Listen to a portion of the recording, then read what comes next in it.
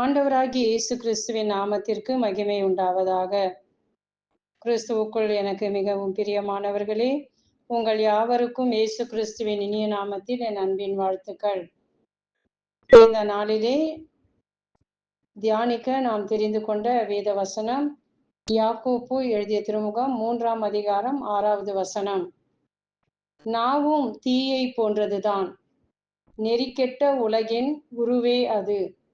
நம்முடைய உறுப்புகளுள் ஒன்றாக அமைந்திருக்கும் இந்த நம் உடல் முழுவதையும் கரைப்படுத்துகிறது. அது நம் வாழ்க்கை சக்கரம் முழுவதையும் எரித்து விடுகிறது. எரிப்பதற்கான நெருப்பையும் நரகத்திலிருந்தே பெறுகிறது. ஆமென். பிரியமானவர்களே, இந்த வசனம் நம் நாவின் ஆற்றல் மற்றும் அதன் ஆபத்து குறித்து தீவிரமாக எச்சரிக்கிறதை நாம் பார்க்கின்றோம்.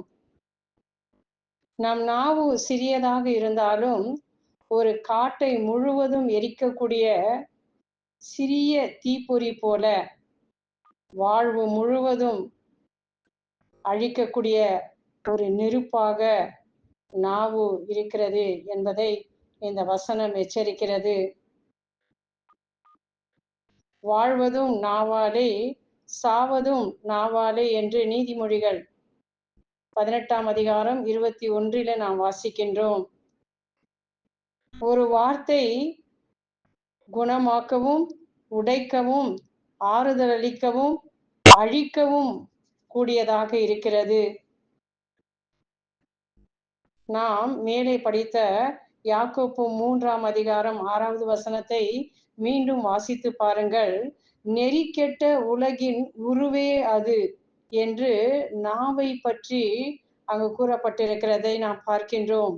நெறிக்கெட்ட உலகின் உருவாக நாவு இருக்கிறது என்று வேதம் கூறுகிறது.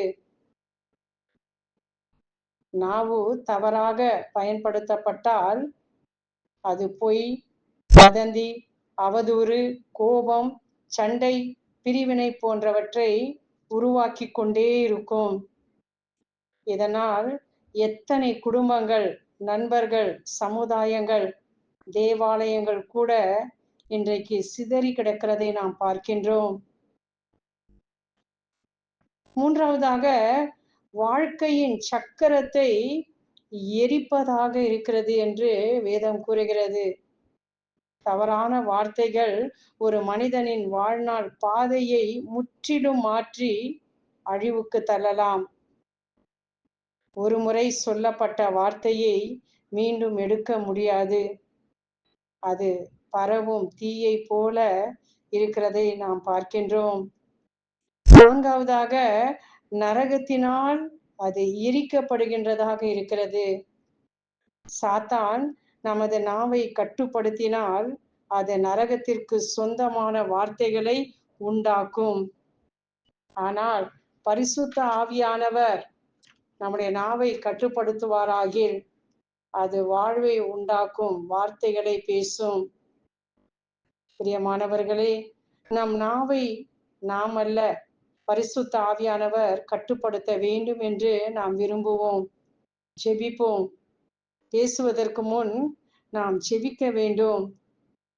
வார்த்தைகள் நமக்கு ஆரோக்கியமானதாக, ஆசீர்வதிக்கக்கூடியதாக, ஒன்றுபடுத்தும் விதமாக இருக்கும். நாம் எப்பொழுது பரிசுத்த ஆவியோடு கூட இணைந்து வாழ்கின்றோமோ, பரிசுத்த ஆவியானவரோடு கூட இணைந்து பேசுகிறோமோ, அப்பொழுது நம்முடைய வார்த்தைகள் அநேகரை குணமாக்கும் வார்த்தைகளாக, பிறரை ஆசீர்வதிக்கக்கூடிய வார்த்தைகளாக, அனைவரையும் ஒன்றுபடுத்தும் விதமாக இருக்கும் வார்த்தைகளாக இருக்கும். கடவுளுடைய வார்த்தையை நம் நாவால் அடிக்கடி அறிவிக்க நாம் முயற்சி செய்வோம். பிரியமானவர்களே, இன்று உங்கள் நாவை ஆண்டவருக்கு நீங்கள் அர்ப்பணியுங்கள். உங்கள் வார்த்தைகள் தீயை போல அழிக்காமல் ஒளியை போல வாழ்வை கொடுக்க ஆண்டவர் உங்களை பயன்படுத்தட்டும். ஆண்டவரே, ஆவியானவரே, என் நாவை நீர் கட்டுப்படுத்துவீராக என்று எப்பொழுதும் ஜெபியுங்கள். என் வாயினால் உமது வார்த்தையை நான் வெளிப்படுத்த அருள் தாரும் என்று எப்பொழுதும் செவியுங்கள். பிரியமானவர்களே, நம் வாயின் வார்த்தை ஒவ்வொன்றும் நியாய தீர்ப்புக்கு முன் நிற்கும் என்பதை நாம் மறக்க வேண்டாம். நாவின் ஆற்றலை குறித்து நாளைய தினம் நாம் தொடர்ந்து இதை குறித்து தியானிப்போம். ஆண்டவரை துதிக்கவும், அவருடைய நற்செய்தியை அறிவிக்கவும், மக்களை ஆசீர்வதிக்கவும் என்று உங்கள் நாவை இயேசுவுக்கு அர்ப்பணியுங்கள். நாம் ஜெபிப்போம். எங்களை நேசிக்கும் அன்பு ஆண்டவரே, என் நாவை உமக்கு அர்ப்பணிக்கின்றேன். என் வார்த்தைகள் இனிமையும் ஆரோக்கியம் உள்ளதாகவும் இருக்கட்டும். சபையை கட்டும், மக்களை ஆசிர்வதிக்கும், உமது வார்த்தையை அறிவிக்கும் நாவாக என் நாவை மாற்றுவீராக சுவாமி. என் வாயிலிருந்து